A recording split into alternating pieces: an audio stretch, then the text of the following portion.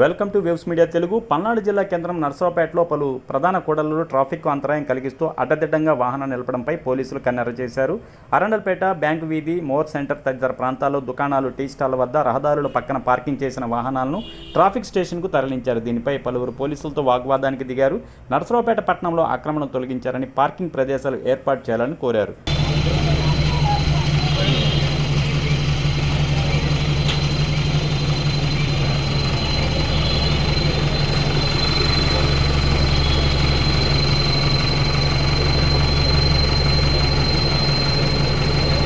బాబా చూసి పట్టుకో.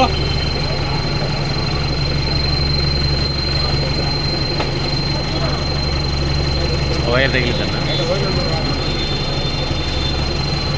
బండి ముందు